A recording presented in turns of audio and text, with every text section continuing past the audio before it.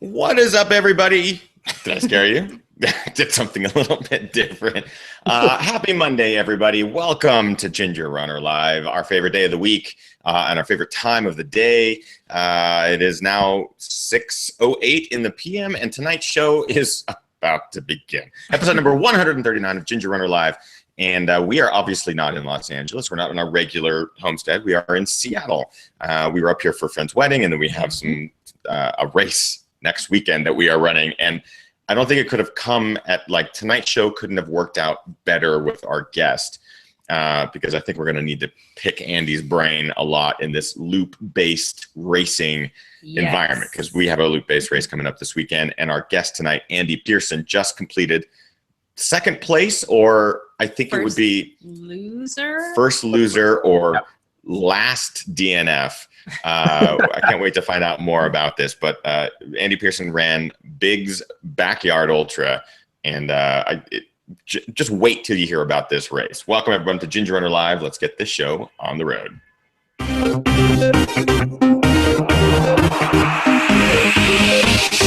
Ginger Runner.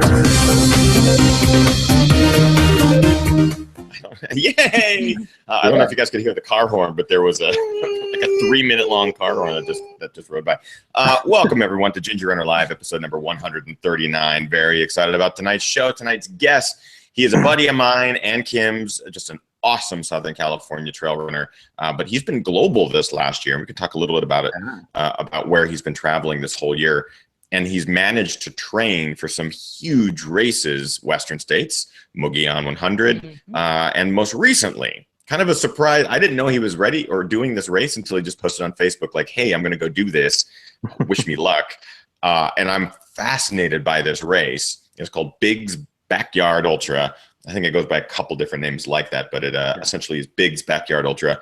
And it is put on by the same race director that does the Barkley Marathons. Let me introduce our guest, Andy Pearson. Andy, how are you, buddy? Yeah. Doing great. How are you? Good. The beard, first of all, the beard, flush. Yeah. Thank you. I was purposely growing it out for Mogollon so that if I won, I looked like the trophy that you get from that race. The Yeti trophy. So I've been just purposely like growing it out for like a year just in preparation for that race. I was actually hoping you were going to say I grew it out specifically for tonight's episode. For tonight. Which well, 139. I'm very thankful. I grew mine out for tonight. Kim, beautiful. It's very beautiful. So people in chat room are saying that the video is choppy and audio is pretty good. Yeah, that's going to happen. And it's not Andy's fault. It is our fault. Our internet is a little weird tonight. We have broadcast from this location before, and the video and the audio has been solid. I think we're dealing with some Seattle lag or something currently. So hopefully the audio is fine. We're only worried about the audio tonight. But I'm only worried about how we look. Like, everybody says your video is great. Yeah. Okay. Great. So as long as we look good, you guys look good. And I'm looking at your video, and it is perfect. It is crystal HD. I mean, that wherever you are, Tennessee, it looks man. great. Tennessee, Chattanooga. Yeah. People are already talking about the artwork in the background, which they can see. Yeah. Here, it's probably just a big blur of blocks and stuff like that. So yeah, let's start talking to our guest, Andy Pearson, a bit about his year, because before we even get into Big's Backyard Ultra, you've been traveling a ton around the globe and training for races during this entire time. Where did you start the year off? Well, I started in LA, and then my wife and I basically quit our jobs and started traveling through Southeast Asia for basically the whole first half of the year. So we spent time in Vietnam for a while, Cambodia, Malaysia, Thailand, Laos, a little bit in Japan on the way back. And then so we've just been basically traveling the whole year, kind of working from abroad from our computers. So doing that, and then I knew I was coming back for Western States in June. So like getting trained up for that was it's kind of been an experiment this year, because I haven't had anything constant. And just training for States, I was running like I mean, it was actually, in retrospect, it was actually pretty good training. I was running flat roads, and I was running in like 100% humidity No. at like 9 in the morning. It's like 95 degrees in Cambodia, and I'm in like 100% humidity. And so it was just, I didn't think I was gonna be able to train very well. And in retrospect, it ended up being like perfect training because Sure. it just was all heat training all the time on roads, fast turnover stuff, just cranking out miles. So it was kind of, this year's been like a really weird experiment to just see like, you know, what you can do when you're totally out of your element, your normal element training. I'm fascinated by this because you left the jobs, everything, just to explore the globe, and the destinations you chose. I mean, not extreme, but definitely like comfort zone. Say goodbye to that, you know, and your cuisine pictures and posts and stuff like that are just fantastic. Sure. Yeah. So I remember one story in particular you mentioned where you were running, I believe it was Laos or Vietnam, that you were running up a mountain and you came across like an abandoned carnival or it turned into a gym, or what was that? I totally forgot about that. I was in Malaysia, and this is the first time I'd seen trails in like 2 months because I was running all flat stuff in like the farmland of Laos and Vietnam and stuff. And so there's just this like, it just said Moon Gate, and it was just and I'm not making the story up. There's just, I was running on road and I was just like, huh, Moon Gate. And there was just like, I could see jungle behind it, and there's this big circle, like freaking Stargate. And so I was just like, all right. So I go through it, and immediately it just starts going up the side of this jungle mountain. And I'm just following it. I'm like, where's this going? And then there's like monkeys, and I'm like, okay, there's monkeys now. And I'm climbing up these stairs, and I counted on the way back down. There was like, oh man, there's like over 900 stairs going up the side of this thing. And about halfway up, I just get to, there's just a gym, like a gym in the middle of the woods. It just kind of like levels off. And there's people that are just like lifting weights and doing everything. And it's just this gym with like 10 people there in the middle of the jungle. And they're just staring at me. And I was like, and then this is normal for them. You are the abnormal one. And then I just keep going through, and I was like, what is going on? And then I'm, you know, worried about like snakes everywhere. And then finally get into the road, and then I'm climbing up this, I hit this road, and I go up this road, and it's like the steepest road I've ever been on my entire life. Like, I mean, just the grade is just insane. I'm like crawling my way up it and get up to the top, and it's the top of this mountain, and there's just like a little tiny theme park on top of the mountain. And I was just like, what is happening here? So that was sort of what was going on with my training, was going through moon gates and finding gyms in the woods. And I love it though. I love so it. weird. Like, that is so weird and fascinating, but also like you couldn't have asked for better training for Western states. You're talking about the humidity and mountains and all these weird things that you're coming across. I think it's great. I want to remind everyone who's watching live, our guest tonight, Andy Pearson, who's actually coming to us live from Chattanooga, Tennessee. There was the people question are about, asking, where the hell are where the you? hell is he coming from? He is currently in Tennessee, and we'll talk about why here in a second. But we do accept questions. So if you're watching live, jump into the chat room. As usual, I am there keeping my eye on questions, so keep them coming, guys. We have one already that I wanted to ask before we move on from here, because I don't know if we touched on it. Charville in the chat room asked, Andy, what was your job that you quit? I was am a creative director for advertising, writer, creative director. So I quit like a steady day-to-day gig, and my wife and I actually has the same job. She has the same job as I do. So we kind of traveled as a team, freelancing from basically anywhere that we had an internet connection. So we're like, which is great, because I mean, the way we looked at it is like, you can make American dollars and spend like Vietnamese dong or whatever. So it was like, we could work, you know, 1 or 2 days a week, and that would pay for our entire week while we're traveling. So Which is so awesome. Yeah, it's great. It's great. Living the dream, dude. Yeah. So you come back to the States, you run states, Western States 100.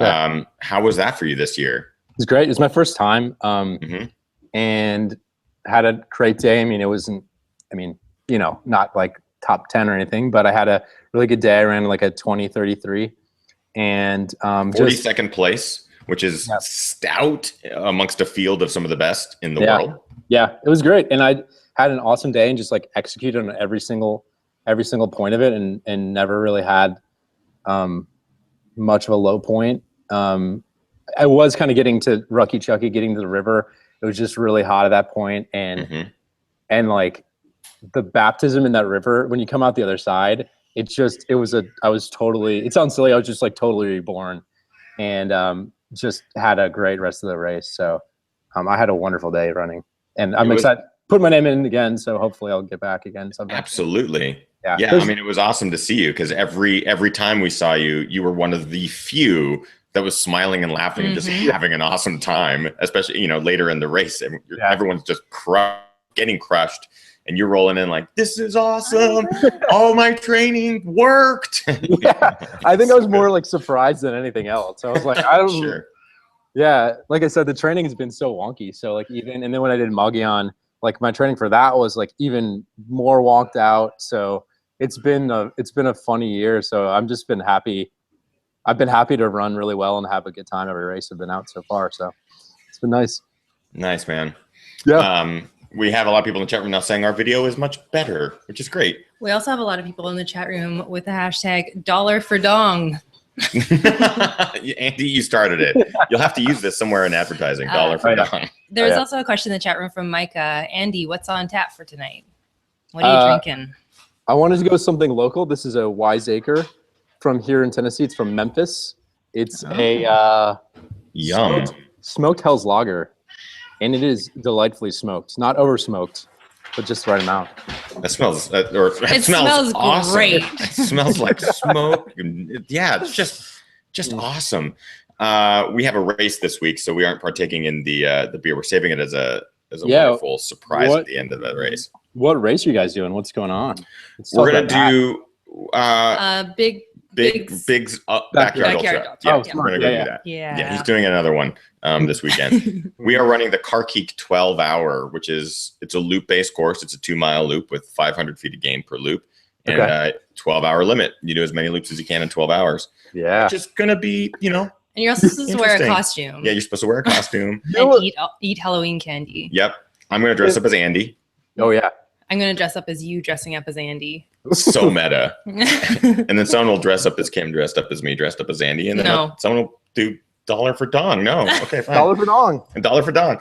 Yeah. So just doing a loop-based race, this is the first time that we've done anything like it. Yeah. I want to touch briefly on Mogollon before we move into Big's backyard. But Mogollon, have you run this race before? It's notoriously difficult, very technical. Sometimes you deal with weather and all sorts of things. What was this race like for you this year? It was great. It was sort of a homecoming a bit for me. I felt like it was my second 100 that I ever ran, and I ran the first year in 2012 when they first put it on. And thank you. I want to make sure people know what show they're on. No, it was. My background went black, and I made it. No, this race is. It's the only word is just utterly brutal, and that's 2 words. So that's how bad it is. It's so gnarly. It's on the High Line. Anybody that's run Zane Gray knows how bad that trail is. And you get on it for even, you have originally it was 106 miles, because they were just like, if you can run 100, why not run 100 extra 6?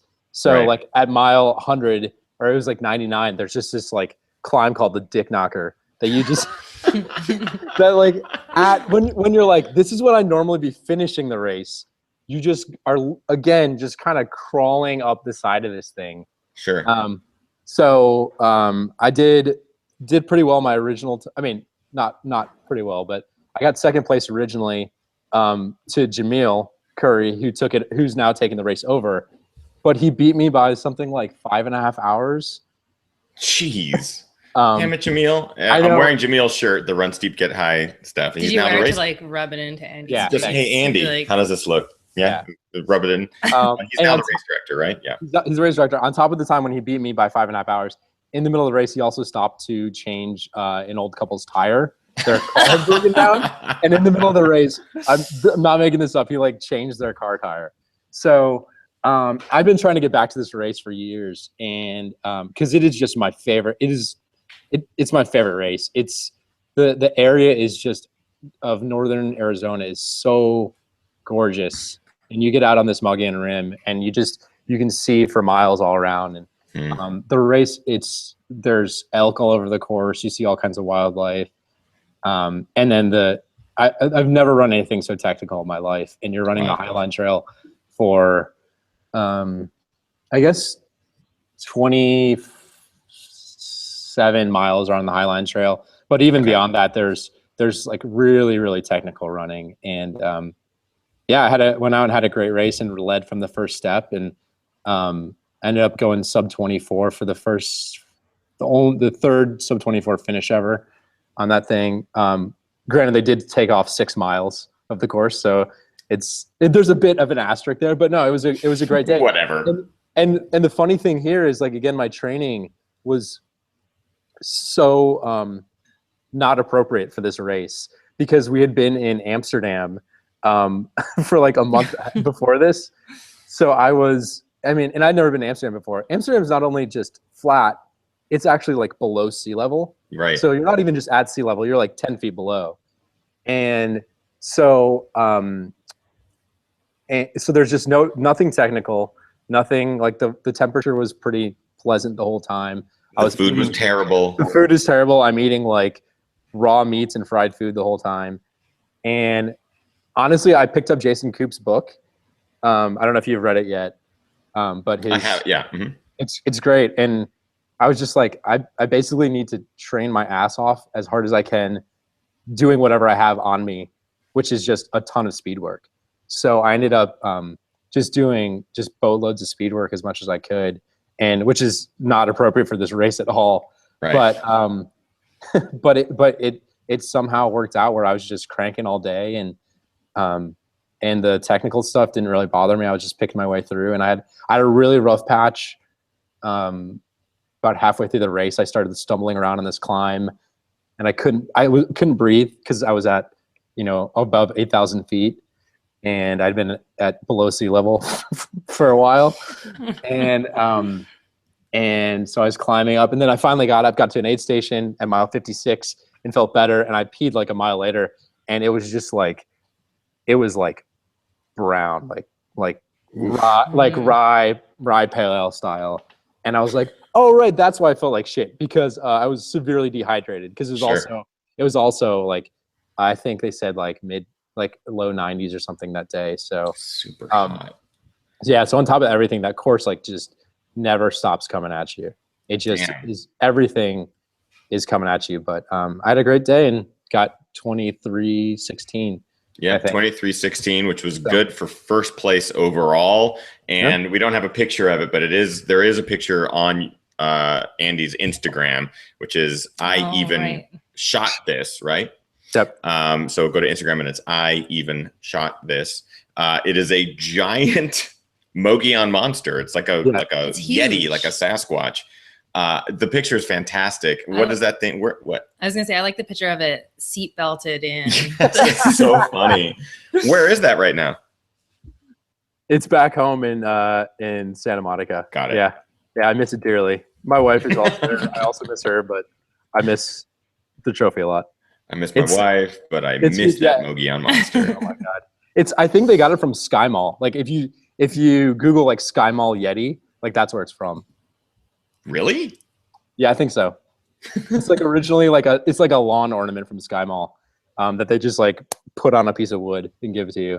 And so when they handed it to me at the finish, I was so out of it. I was just like, Jamil shoves it in my hands. He's like, "Here, man." And I was like, that what? And he's like, he's like, let's take this from you. And I just like curled up in a sleeping bag and went to bed. So awesome. You slept with it. Yes. It's part of their wedding. Every night.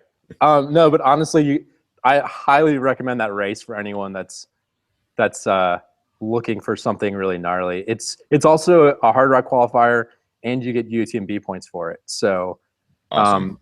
So it's a really, and it hasn't sold out ever. and I don't know why. I mean, it's a new race, but it's going to be one of the premier races. It's just so brutal. So awesome. go do Good it. to know. Adding it to bucket list now. I want to remind those who are watching live, we do have Kim here in the chat room. If you have any questions for Andy about any of the races that we're talking about or the one that we're about to talk about, be sure that you ask in the chat room so we can get those questions to Andy. Kim? Yeah. Raul has a question about the trophy. He's wondering, will you be decorating the Yeti for Christmas? It'll probably just go on top of my tree, and then the tree will fall. Your tree is an 80-foot ponderosa pine. I'll be climbing to the top of it and place it on top. Yes. Any other questions, or should we go into? Yeah. You ready? I got another question. A question from Chuck Hall in the chat room. What is your bucket list race? Top 3, or even just one would be great. UTMB for sure. So I'm hoping I got to get one more point for that. And I actually, honestly, this sounds silly, but one of my bucket races was Biggs. And so I'm glad I got to take that one off this year. Cool. And Hard Rock, obviously. And Hard Rock, yes. Yeah. And I know that you put in for Hard Rock for the lottery. I saw that on your Ultra sign up. So may the odds be ever in your favor. Indeed. I can't wait to talk about this race. He just mentioned it. Biggs Dog Backyard Ultra or Biggs Backyard Ultra. Whatever it is. Either one. It has like 10 names. I believe it has 10 names. I'm sure it's going to change next year or something like that. But it is put on by the same race director that does the Barkley Marathons. And we've done a couple episodes of Ginger Runner Live where we had where we were at Barkley and we had guests from the race that ran this year. But this man fascinates me, Lazarus Lake. He fascinates me because he's such a character. He's extremely smart, but he has this air about him that makes you feel like an idiot because he's torturing you and putting you out into some really rough spots in races, but on purpose. And I feel like it's always so you can find your deepest inner self. It comes from a place of love. It's amazing. So I can't wait to have Laz on the show. But he does this race. Andy, can you tell us a bit about this race? Because I think just the premise of it, it's not a point to point or anything like that. I think it's super interesting what this race is all about. It's not even race is kind of the incorrect term because race implies that you're racing someone to get somewhere faster than them. The fastest, right? Right. So the premise of Biggs is essentially it's slightly longer than a 4-mile loop on his property in Bell Buckle, Tennessee. And the race has no set time and no set distance. So all that happens is starting at 7 a.m. starting at 7 a.m., you go out and within that hour, you have to go and run that little 4.16666 mile loop. So that's all it is. You just go out and run a little over 4 miles in that hour, and then you're done for the hour. And then the next hour, 8 o'clock rolls around, and 8 o'clock, you have to be standing there at the starting line again and go out, and he gives you a 3 whistles for 3-minute warning, 2 whistles for 2-minute warning, 1 whistle for 1-minute warning, and then rings a cowbell at the start, and you take off again. Y'all go. You go, and you run that loop, and then you're done for that hour, and then you just keep doing that until there's only one guy left standing that can go run that loop. So the race just can go, theoretically can go forever until, and so it's just it's a total mind fuck. There's no strategic way to figure it out. You're not racing anybody faster than anybody else. There's so many different strategies for it. And ultimately it's going to get down to just 2 dudes that are just running around this little loop until one of them decides to call it a day. This is crazy because in my mind I'm like, oh well, the strategy should be this, and then you think about it and you go, well, no, because if you fake like you're tired early and then try to push it later, it does. Oh, well, hold on, gotta know what show you're on. It doesn't do anyone any favors. It doesn't do yourself any favors because all you're doing is you're going to run faster later. You still have an hour to run. Right. Sure. The strategies are so mixed. Tell the course itself, the 4.16666 mile loop. Is it flat? Are there mountains? Does it change? It does change. So it's you actually run trails during the day, and it's on his property, and it's East Coast running, so it's really rocky, lots of roots. It just winds all over his property. It was actually a good thing because running and the course kind of doubles back on itself and goes. It's really a complicated course, actually. I mean, it's not complicated to follow, but the way that it has to work to get that mileage is kind of complex. So the nice thing that I found was that you never knew where. For me, I was like, you get landmarks during the loop, but you never kind of know exactly where you are. So it was good to not be able to follow the race in my brain all the time and instead rely on landmarks. But so anyway, it's got about 500 feet of elevation gain and drop, I think, during the loop, which is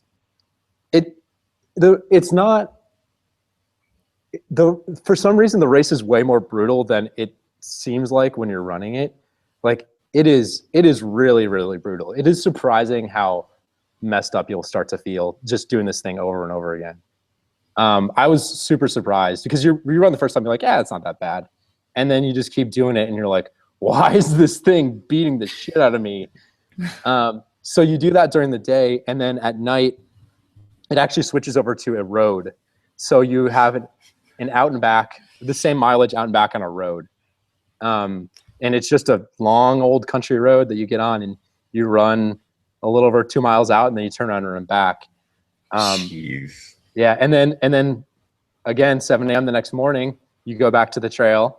And then if you're still running at 7 a.m. the next night, you go out to the road. And then theoretically you could go out and run the trail again the next morning. So, yeah, mentally, it was pretty nice to be able to break that up. Like, cause for the last few laps of the trail, all you're thinking is like, God, just make it to the road. And then you make it to the road and it's something new for a little bit. And then at the end, you're like, God, just make it to the trail. So that's actually the one weird saving grace of the whole thing, is that the race changes every 12 hours. Yeah, the thing is that you're like, oh, just get to the road. Oh, good, I'm on the road. But that's 12 hours of trail and then 12 hours of road. Yeah. And this, like you said, this could essentially go on forever if it came down to two people that just kept running together. So 2 years ago, they didn't do it last year, but 2 years ago, it went 204 miles. I'm not kidding. 204 miles. It went 49 hours. And the only reason, it was this guy, Johan, and this other guy, Jeremy Embel, I think his name is. And the only reason why they had to stop was Johan had to fucking fly back to Sweden. And he's like, I'm going to miss my God. He's like, I'm going to miss my plane. And the two of them decided together to call a truce. And they dropped both at 204 miles. And they both lost because there wasn't a last man standing. So they both lost the race. So nobody won. Did they come back then? In my mind, I'm like, they came back the next year and picked up where they left off. Nope. Jeremy was there during the race, and I heard he was going to run it again next year. Okay. But I mean, God, it is just like. So let's get into it. I mean, so you knew what to expect. You knew about this race. You knew about the course. You knew it was going to be a potential to take all weekend. Yeah. Did you go in with a strategy? First of all, did you have that, like, I'm going to take it easy for the first 12 hours? Lots of people in the chat room wondering about that. If you had a strategy or if you just kind of went with it. So my goal going into it was like, be relatively consistent, take every loop to do, and get like close enough to that hour where you're comfortable. So if it's 55 minutes or something like that, if that's what feels comfortable, like just hit that, have a little break. And then if you need to do, because the other thing is, on top of all this, there's no aid. So you bring in all the stuff that you're going to use for the race, whatever that is. So you bring in your chair, I had a little like table, like a little folding table. I had just bags of gels. I had like a Yeti full of crap. I was bringing in, like, I had a fried chicken that I was like, I don't know. Because you're like, I'm going to eat real food, Right. So I had half a pie. I had like all kinds of crazy shit. And so you have to do all your own aid too. So in whatever time that you come in from that loop is whatever time you have to take care of yourself. Got right? it. So my plan was get in where I feel comfortable, and then if I need to take care of something major, run a faster loop. And what I found was a few things. One was, as soon as obviously I was like, whatever I plan is the strategy is going to go to shit. Yeah, anyway. eventually, yeah. But what I ended up doing was I found like running at a decent pace felt pretty good. I wouldn't want to go any slower than I was going. Okay. So I was finishing loops on the trail in about the 48-minute range. And I was always in like probably second, third, fourth place every loop. Okay. And you run with the same people pretty much because everyone else is kind of running together. So you run with the same people for like 12 hours because everyone's running the same pace. Wow. So I was running in that like 47, 48, 49-minute range on the trail. And I was just like, you know what? All I want to do is be consistent. And so you'd hit specific landmarks. I'd be like, I have to get to, I need to get to the fence it's like the field is 29 minutes, to the fence is 37, top of the hill is 44. So like the consistency is the key to this race. Because, and so you see all these landmarks and that's what you're hitting. Because the thing I realized really quickly is if you just have one bad loop, you could be done. Interesting. Right? Like if you have a stomach issue and you're just like, oh man, I got to walk for 5 minutes, like you're out, So you just have to have the most consistent race, more consistent than anyone else. And so the crazy thing was when I was running early in the day, there was this woman, and forgive me, I don't remember her name, and forgive me for what I'm going to say. She didn't look particularly like a top runner, right? And because that's the other thing is you sit there and you watch all the people coming in. Yeah. Right? I finished, so I see everybody coming in. I see how they're looking. Everyone's there. You're seeing how everyone looks. You're hearing what everyone's saying. So there's that on top of it. But so, this woman was coming in her first loop was like 58.5 minutes. And I was like, no time. I was like, man, she's done for. And then I would see her come in like 59 minutes. Like they're like blowing the whistles and they're like, come on. And she's coming in.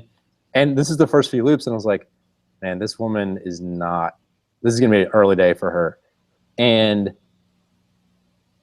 fast forward like 16 hours. And she's one of like the last like 8 people left.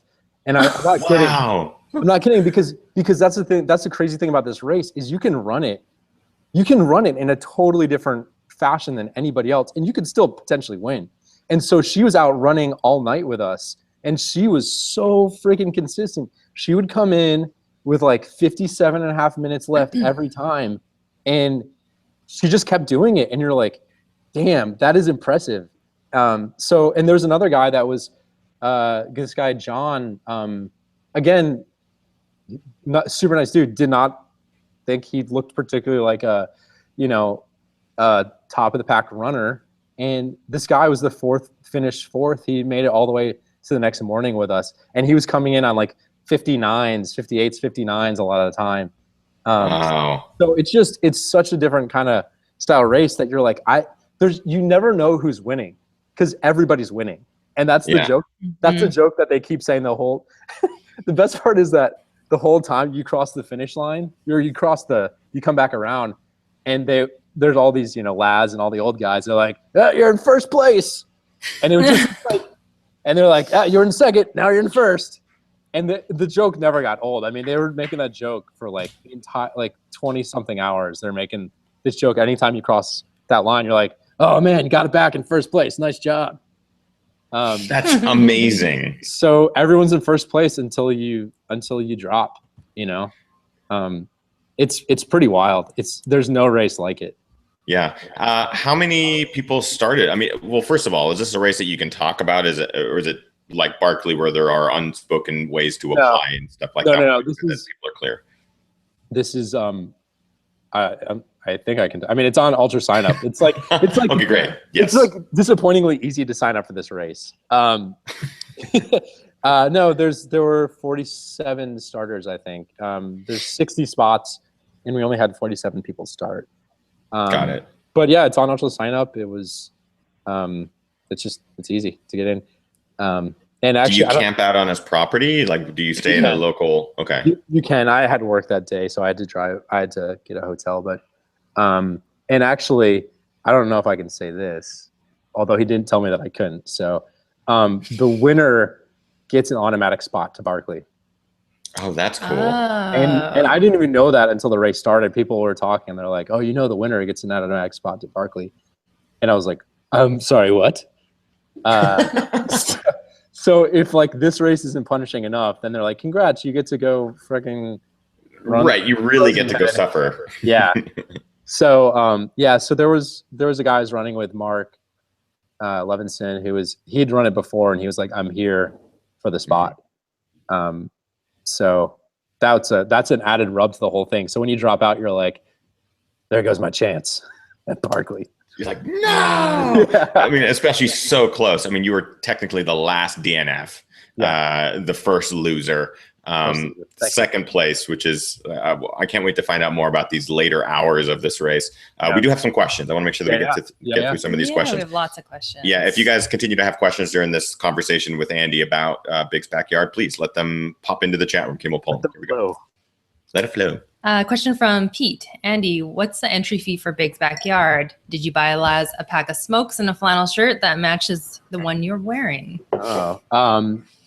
Again, it was disappointingly easy. It was like $93. It was like I signed up for, it was something like $93 or something. I signed up for it, and that's it. I was like, okay. It's pretty amazing. It's a little pricier than Barkley. Yeah, I was gonna say a little pricier than Barkley. You added a zero there. He says, he's like, this is a for-profit race. It's to pay off my farm tax. Like, he's very upfront about it and everything. So yeah, that's it. It's not a good story. We need to buy a farm, and we need to have a race on the farm and pay off our farm tax, and just make Andy run around on it. Pay us to do it. Yeah, and we'll film it and just make a joke video. Because look at him run. It's so funny. Huh. We're coming up with it right now. Sorry, Andy. We're throwing you under the bus. Yeah. You're going to be our little money maker. More questions. I've been traveling this year. I don't have money. Don't worry. Great. Perfect. Yeah. We'll just use you to make our money. Okay. Great. Question from Amber.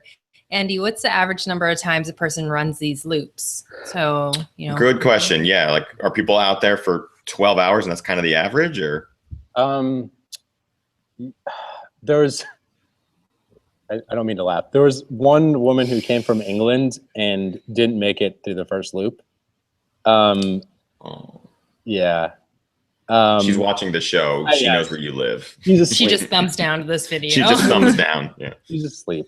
No, but I think I want to say by the time we got to the road, they were like, you can actually probably check his like little poems that he was writing. I think there was something like maybe 20 by the time that we got to the road. They were really surprised. 20 of us made it to the road, so 50 miles, and then only 4 of us made it 24 hours. 200 wow. miles. So 200 okay. miles. We just, again, it was really surprising how brutal the trail was. The trail like really beat you up more than I expected to be beat up by like such a seemingly innocent little 4-mile trail. And it got pretty hot during the day too, so that was an added thing. Like, I know in years past it was really cold. There was sort of a heat wave a bit here in the southeast, so it was like low 80s during the day, so it was pretty warm, plus humidity. Is it pretty? Yes. Once you're actually running the road is, you have this little weird out and back section on the road that you actually have to do before every loop, to get the mileage. And it's really beautiful farmland. The nice part about the trail is that it's covered. It's all in forest. So that was like the one thing, that it's in the forest. So it doesn't heat up as much as it probably should during the day. Actually, the worst part is that when you finish the loop, then you're outside is the house and you're just in like the blazing sun. So when you finish the loop, you're like sitting there, you're like, oh God. And you're just roasting while you're like trying to rest. So that was, again, another strategic thing. Dude, totally. There's no right way to run this thing, man. absolutely no right way to do it. I love the premise that you could finish a 4-mile loop in 30 minutes and you'd still have to sit for another 30 minutes and wait to start the loop in the heat. So there really is almost in this case, there was no advantage to finish super fast because then you'd just be roasting and getting, lactic acid buildup and all that kind of stuff. Like I imagine there's a happy medium, but that's really interesting. My strategy was like talking to my sports massage therapist, Scott Amos. He was like, what I would do would be ramp down your heart rate for the last 8 minutes or so of the course, try to get down to like 55, 60% of your heart rate and try to get flush that lactic acid out. So that was sort of what I was kind of trying to do. I was trying to put in some good time and then like ramp it down before I stop. The other thing was varying up walking and running, which seems like obvious, but just totally varying it up. So using different muscles. So even on the road, there wasn't really that much elevation on the road, but I'd force myself. I again had certain checkpoints where I'd hit this like one tree or one lamp post or whatever, and then I'd walk from there, and I could have run it faster or whatever, but just so I was using different muscle groups. And then at night, the road was even faster. So the road was, I was finishing those loops in like 42 minutes or so. But at night, I was finishing. It's a little cooler. So then you're like, you don't want to sit there and cool off too much. But then Laz kept telling me, he's like, man, when it's this time tomorrow, you're gonna wish you tried to sleep tonight. So, so that was on top of that. So then it was like, all right, so I'm gonna run these loops a little faster, try to come in, and I was finishing the loops in consistently second place every loop in like 42 minutes, and then I'd sit down. I would eat. I would take care of all my stuff that I knew I had to do before my next loop, and then put just like a jacket over my head and try to sleep for as much as I could. And I never slept. I never fell asleep, but at least just like turning everything off for a little bit, I think helped. But there were some people that were just, again, 58 minutes every loop, just doing it, and they would grab their stuff and they would just head back out. And that seemed pretty torturous to me, but they did great doing that. I don't know how long that strategy is sustainable. But that said, dude, Jeremy that went 204 miles, he was coming in, I believe, like 58, 59 minutes all day when he did 204. Wow. And then Johan had the opposite strategy where he was running, I want to say like 44-minute loops all day. And so two dudes with totally opposite strategies that won the same distance. That's pretty amazing. So they probably didn't even run together at all. No. The entire time. Nope. That's really interesting. Andy briefly mentioned that Laz was doing updates during the race, which he was publicly on his Facebook page. He was posting really fun little poems as people would drop or as hours would start. Just it's a perfect embodiment of his character, egging people on who are doing well, but also calling them out and stuff like that. So he has a couple here on his Facebook that I was going to read, but it was also a good way for us to kind of follow where Andy was and how many people were starting each hour that he was posting. This one comes at hour 6. So he goes, Biggs Backyard Ultra. We are into the 6th hour. 46 runners answered the first bell. Only 37 remain. Everyone who makes this hour will be at 25 miles. The fun has not even begun. Laz. He's always like sending wonderful little notes out to people. Yeah. He goes on to say, if we did this to dogs, they would throw us in jail. Hour 8 just begun. 25 runners are praying that they can survive 5 more hours and reach the road loops. Here is what they keep saying as they drop and drop and drop. If only this was just a 100-miler and I could take a break. Just 5 minutes. That is all I need. 24 runners are alive out on the trail, and the whistles start again in 54 minutes. Like, Andy didn't see any of this stuff while he's running, but as a spectator, we're seeing this and just going, "Oh my God, it must be torture out there for these runners." This is great and terrible. He's like some kind of like sadistic, like David Thoreau or something. He's just writing, like, what the fuck. He's so brilliant. He's very smart. He's written multiple books. I encourage you to check out his books. I believe they're available on Amazon. But here's one that comes from 19th Hour. When you no longer care, all 10 started the 19th hour. Aaron Bradner is in death march mode, and it appears that he might have lost the will to live. We will know for sure within the hour. For the time being, there are still 10 alive. Laz. Well, because one of those 10 was Andy. Yeah, because I was sitting directly across from him, because it's, again, you like you come into that area, that start finish, and everyone's right there. And I just kept seeing him like hunched over his laptop, like typing stuff. And I couldn't figure out what he was doing. I was like, why is he on his laptop at like 11 o'clock at night? And I didn't realize he was writing this terrible poetry about everyone dropping.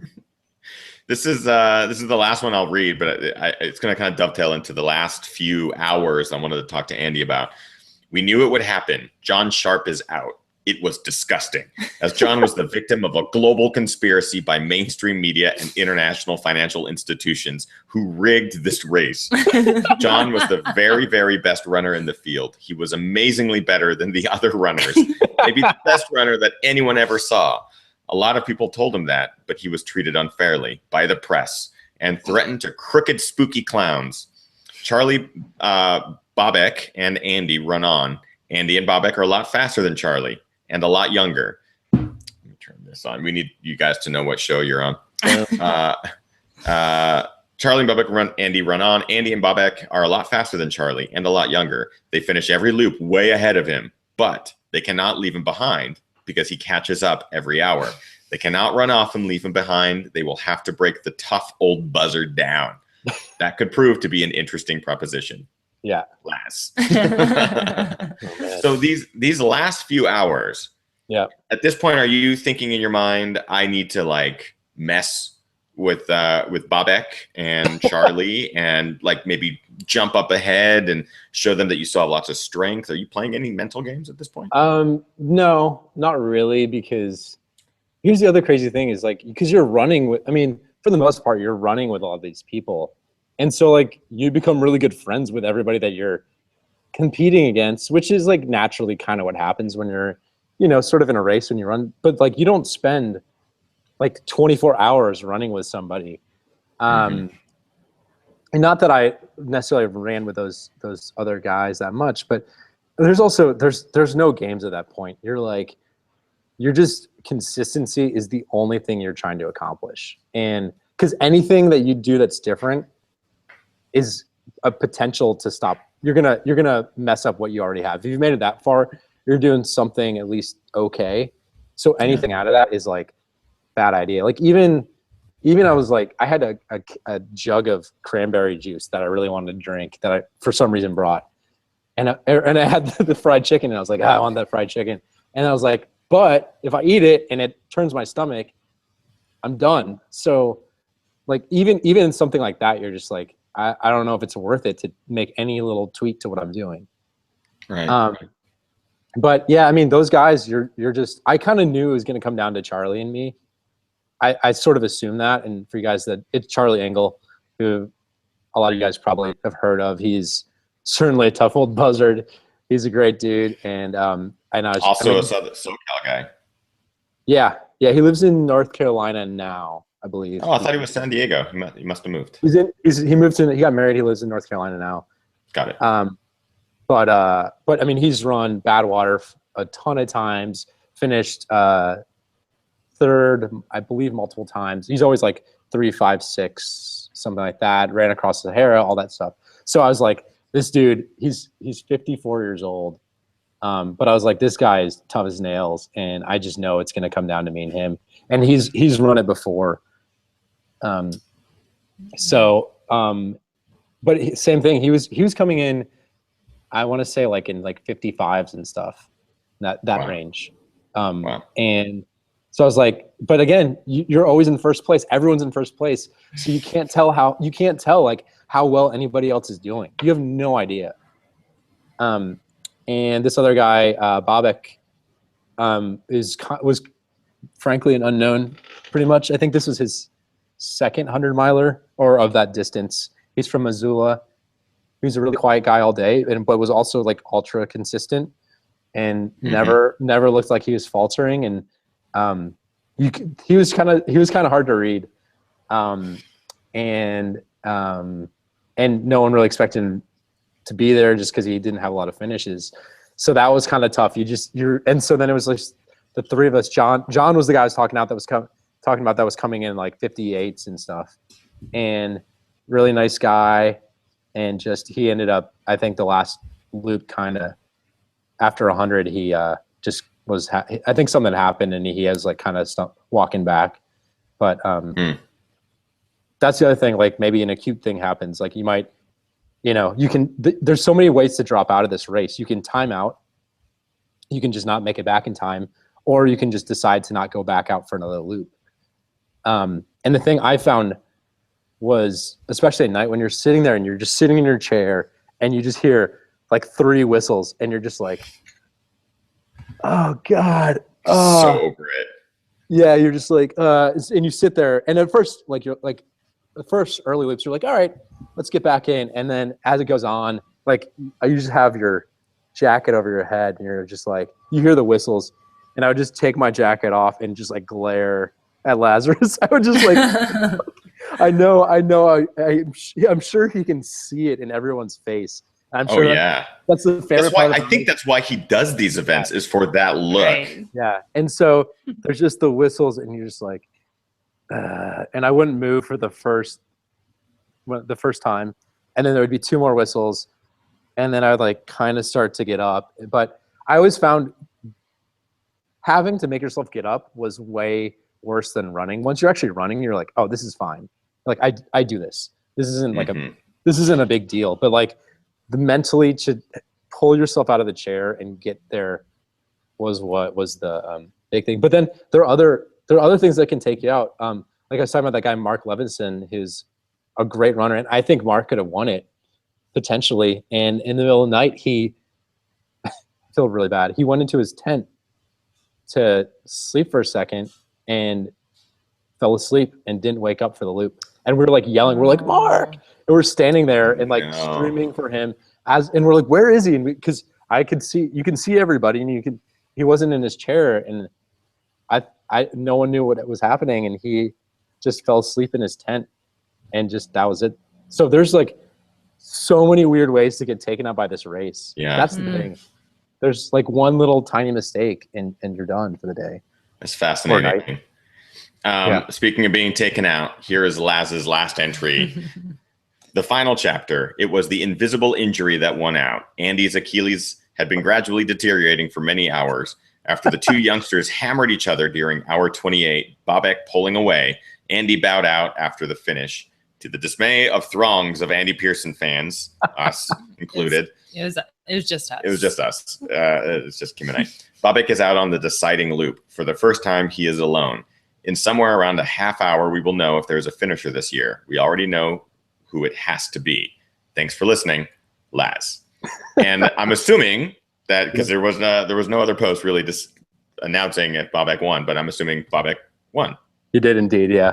Yeah, but again, technically you have to set the distance. So he went out and ran the loop and everyone's like, he still has to finish it in the hour. So, he trips or a snake bites him or something because there were snakes out there. So he has to win still. But yeah, so yeah, it's actually becomes a really interesting mental game towards the end when you have like those 2 people left. We'd done 100 and then we were going 104 and then John dropped. And then so it's just the 3 of us left. And Charlie was looking like Charlie was looking a little beat. He was looking a little beat up. And on that second loop out that next morning, at around mile 105, I just felt my Achilles go like, and it's been this like ongoing injury I've been dealing with. And I was like, well, I have to finish the loop anyway. So I'll finish the loop out. And I finish and I go, and my mom had just arrived and she'd driven up from Atlanta and she got there to start my 25th loop. So I'd just gone 100 miles. She got there, and I went out to start on the trails again. And so I've been running all night, and a few times I was like, I'm gonna drop, and I was like, I can't. My mom's driving from Atlanta. Like I'm gonna feel like a jerk. So basically, she was partially why I kept running. So anyway, so I get back in, and I was like, unless Charlie comes in is really hurting, I'm gonna drop because this is not gonna be good for my Achilles. And then he comes in with like just like 2 minutes left. Like people are like, come on, get in, because you can see him, and then he's blowing the whistle, so he just barely makes it in. And I was like, fuck, I have to go out again. And I was like, I think I cursed in front of my mom for the first time in my life, and so I was like, I have to go out. So I went out again. My Achilles is like really messed up now, but I was like, Charlie's looking, theoretically, I was like, I know I'm not going to win it. Bobek or Charlie, Bobek's going to win it. I know that at this point. But I was like, I can hold on and maybe get past Charlie. And so we come back in, we do another loop, and I'm like, Mom, I'm done. I was like, I like can't run anymore. I was like, unless Charlie comes in with like 30 seconds left, I'm not going back out there. Right. And dude comes in at like 59:25. Oh. Like, God. And and he comes back in, and he goes, I'm done. And I was like, fuck, because I was hoping, because here's the thing, I was hoping he was going to time out. Yeah. Because that means then I have run a longer distance than him. But because he came in and finished the loop, it means if I'm going to beat him, I still have to go out and run another loop. So he came in with just enough time, and he's like, I'm going to drop. And, everyone's like, oh, you can't drop. And he's like, dude, I'm done. And so I was like, oh, God, I have to go out again. So I go out again, and so we take off, and now we're at 112 miles. And as soon as we like leave, I turned to Bobek, and I was like, hey man, this is gonna be my last loop. I was like, I was playing it tough. Because again, you don't like, that's also part of the mental thing. You don't know how everyone else is feeling. Like, who knows? So I turned to him, and I was like, hey man, this is gonna be my last loop. I'm really injured. I'm just trying to hold on to finish this, and congrats. And he just goes, I think the first thing he's like, you're not fucking with me, are you? Like he thought I was like doing some kind of mental game. Some sort of strategy. Yeah, which I mean, I guess you could, but that seems kind of crappy. So I was like, no man, I was like, trust me, I'm done. I'm over this. I mean, I wasn't over it. I was just like, I didn't want to hurt my Achilles any further. Right. But yeah, so we finished up, and then he had to then go out and run one lap by himself to win. So. Well, dude, honestly, I can't imagine doing this. There seems to be a lot of like mental stuff at play here. Yeah. Just being able to push yourself through this number of loops every hour, and this, it just takes a lot of strength, not only physically, but also mentally. So a huge congrats to you, Andy Pearson, for being the last DNF of Big's Backyard. Second to last man standing. Second to last man standing, I think, is a much better way of putting it. But first loser is also pretty good too. That's what my mom says. First loser, Andy. Yeah, and I love that your mom drove out too. So but she also got her money's worth. She didn't have to sit around and wait and watch her son do loop and loop and loop. It worked out well. Yeah, she ran the race smarter than I did, I think. We have lots of questions that were asked in the chat room. Kim has pulled a bunch aside. We're going to push those to the post show.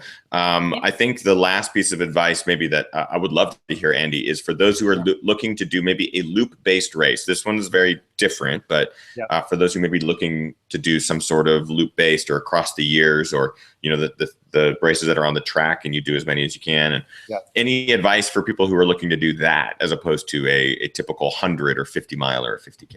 I think it's totally a worthwhile mental exercise. If you aren't considering doing it, just find one and do it. I think the track races are going to be different, and I've never done one of those, so I don't really know give advice on that. But I think like a trail loop race.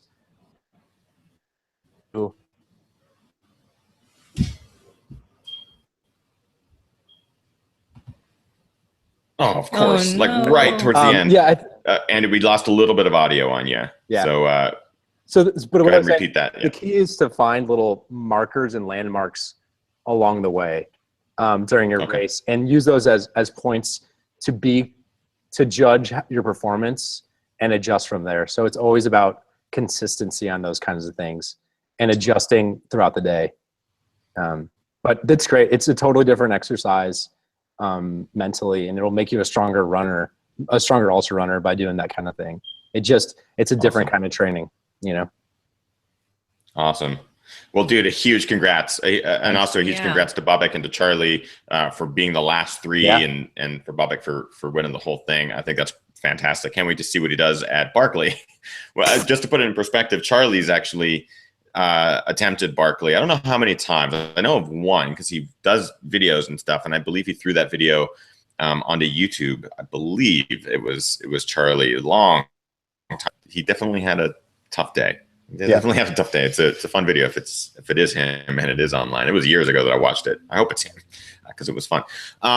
Andy, remind people where they can find you. I'm sure there will be residual questions that pop up in the coming days. So where can people find you and reach out? Sure. All over the Facebooks, and I have a blog up at ivanranthisfar.tumblr.com. Those are probably the best ways. Nice. And on Twitter, it's I Even Wrote This, and on Instagram, it's I Even Shot This. I will link to some of those in the description of this video. Please go follow him, show him some love. Thank you for being on the show. Andy Pearson. Yay! Good. You guys, good luck. Big congrats, dude. Next week. Thanks, man. I don't think there will be poems that will be on Facebook by the race directors, but we'll see what we can do. Yeah, we'll write them for you. Perfect. It'll be awesome if Andy just starts writing poems for our race that he has no idea what's happening. Yeah. There's no tracking or anything like that. It'll only be haikus though. I'm not gonna expend more than like 17 syllables. So that's all you guys are getting. Yeah, don't waste the time or energy. 575, my friend. 575. So that's it for tonight's show. We'll see you guys next week. Of course, every Monday at 6 p.m. Pacific Standard Time live for Ginger Runner Live. Next week's episode 140. So make sure you subscribe to the channel, youtube.com/The Ginger Runner right now. Click the subscribe button wherever it is in the frame. Subscribe so you are up to date with every video that gets posted to this channel, which will be twice a week. We're going to move into the post show. Kim has already pulled a lot of questions aside for Andy, so we'll be asking those. And that's it, guys. Thank you so much for tuning in tonight. You're fantastic. We'll see you next Monday. And train hard, race harder, party hardest. Woo! Bye!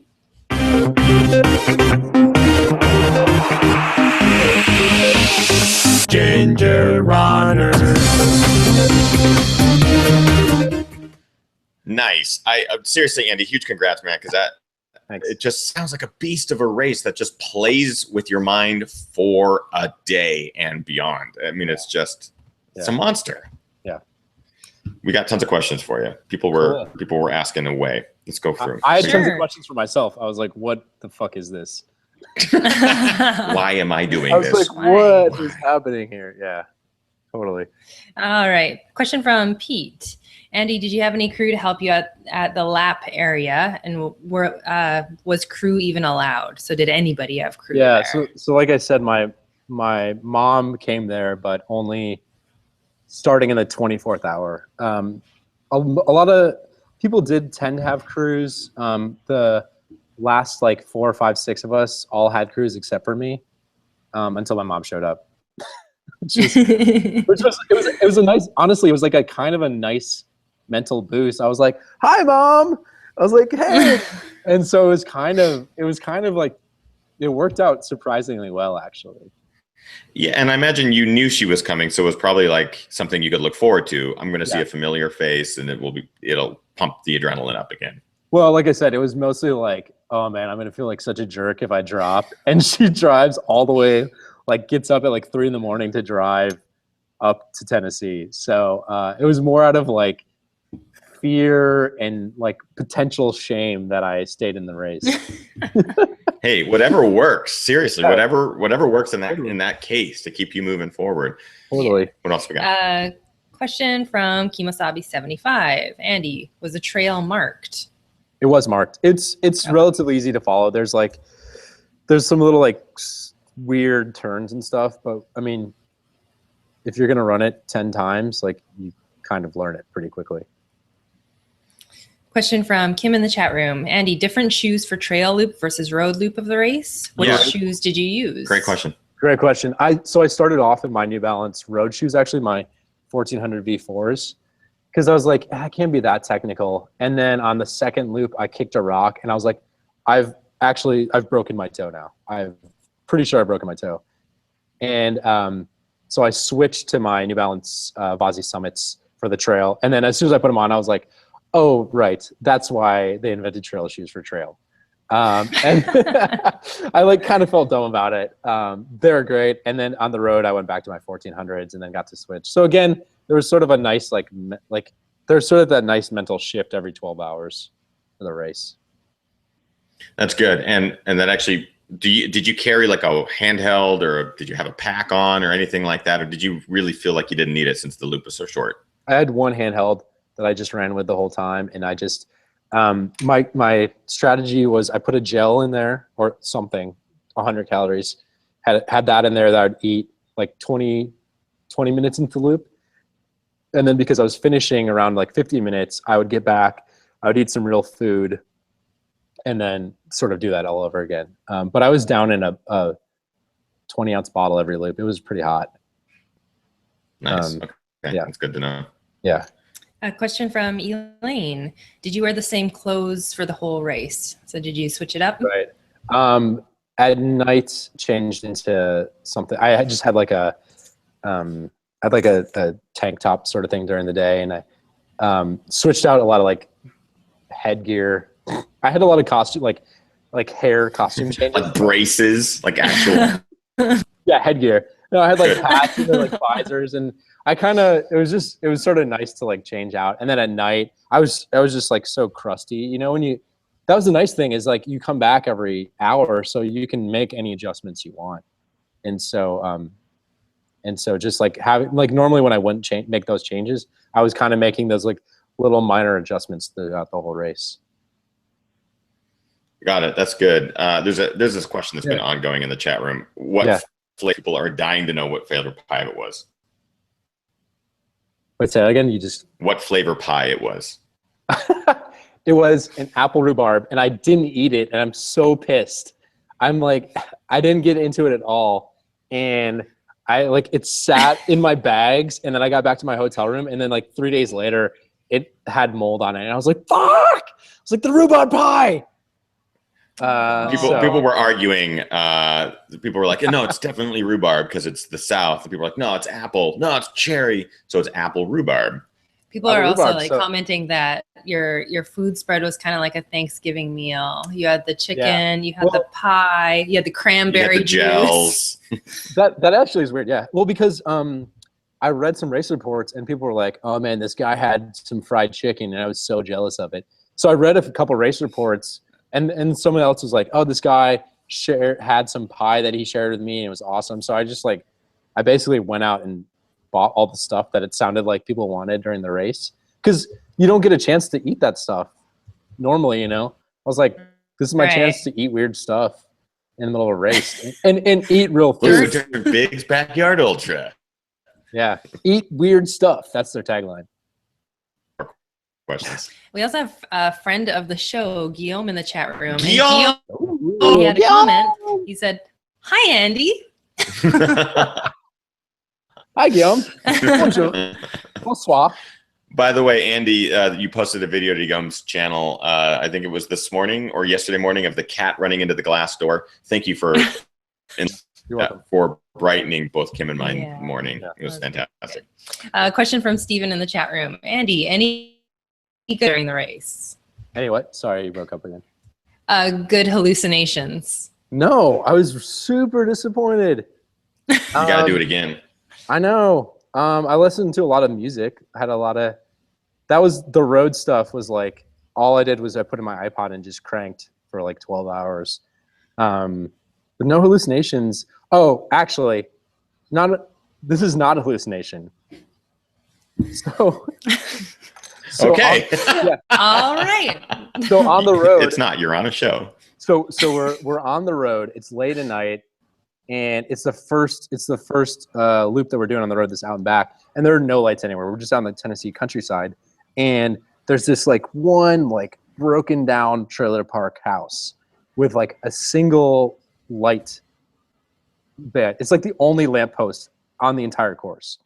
And we go past it, and I'm running with some folks that I've been running with, and there's just like these two mounds of things kind of underneath the lights that are in the road, and we're like, what are those? And we couldn't figure it out. We come back, we do the out and back, we come back, and I go, dudes, I think it's two piles of frozen burritos. And everyone's like, are you okay, dude? It was like they're like kind of worried about me. I was like, I'm pretty sure it's two piles of frozen burritos that have been like melting in the street. And everyone's like, yeah, okay, whatever. And then so we go out for our second loop, and so this time I'm like, dudes, let's go run over to that side of the road and see what it is as we go past. So we run over, and it's fucking two piles of frozen burritos that are melting in the road. And I was like, so that was not a hallucination. There were just two piles of frozen burritos. And this is not, I'm not talking about piles like 4 of them. Like there are piles of like 30 to 40 burritos, just like mounds of burritos in the road that are just sitting there. Why? What the hell? Were they there every loop? Yeah. They were just sitting there like on this, like in the road. And the house, so there's this like broken down house, and there's these, and then later the loops, there were like these dogs that would come out and lay in the road right in front of it. And one was like a retriever and seemed fine. And then one was like, that dog might attack us. And because you're just in the backwoods of Tennessee. And so someone mentioned, I heard in a later loop, someone mentioned the piles of burritos to Laz. And they're like, there's dogs out there, and there's like these like piles of burritos. And he was like, yeah, the owners probably left and just probably left the burritos out as food for him or something. And I was like, that was his explanation, was that the owners dumped a bunch of frozen burritos in the middle of the road so that their dogs could eat it for a few days. So I don't know if this is your first time to the backcountry of Tennessee, but a part of me is like, yeah, actually, sure. Yes. Wow. But I love that your first instinct is that's 2 piles of burritos. Yeah. But in your own mind, you're probably going, that's crazy, Andy. Why would you even say that out loud? Like that should be. Wait, no. And I love that it turned out to be exactly that. Yeah, it was like nice vindication. I was like, hey, I'm doing pretty well now. I was like, I feel good because I was like, I called the giant piles of burritos. Hashtag dollar for dong. Hashtag 2 piles of burritos. I think we're coming up with a lot of really great hashtags tonight. Very, very, very worthy. Robert in the chat room goes, aid station. It's the middle of the road. Terrible. That's fantastic. Yeah. I'm going to end the show on that story because I think that's a pretty good story. I'm glad it finally came out. I'm glad that it actually is in the post show, so only like the hardcore viewers will catch it. Those who stick around for the post show. That's fantastic, Andy. Again, man. Are you going to do it again? Would you do this again? They asked me that the morning of, like I dropped like 5 minutes ago. I was like, absolutely not. Yeah, probably. Not like happily. I'm not going to be happy about it. But the cool thing is like, what other chance do you get to just run until you can't run anymore? And that's the thing that always attracted me to this whole idea is like, I don't know, how far can you run if you just aren't allowed to stop? So I don't think I answered that question because I had to drop with the Achilles thing. So fuck, I think that means I have to run again. Yeah, you kind of do. And I'll give you a GoPro and you can document your wonderful experience. That's all I want to see. That's it. I'm super stoked for you, man. We're going back to California. When do we get to see you again? I'll be back on Saturday. So, but for only a week, I'm back here in Tennessee. We won't be there. We won't be there, but have Great. fun. All right, Yeah. race. Yeah, it's all that. Race. But Andy, thank you for taking the time out tonight, man. Really appreciate you pulling some time aside tonight. My pleasure. So thank you. Yeah. Well, good luck next week. And thank you. Guys. Thanks, man. Thanks. Yeah, Look for the poems online. Yeah. And thank you, everybody who is watching live tonight. Really appreciate you guys tuning in. Of course, every Monday, 6 p.m. Pacific Standard Time live. And thank you, Kim. Thank you. You're welcome. All right. Bye. That's it, guys. We'll see you next Monday. Have a good night.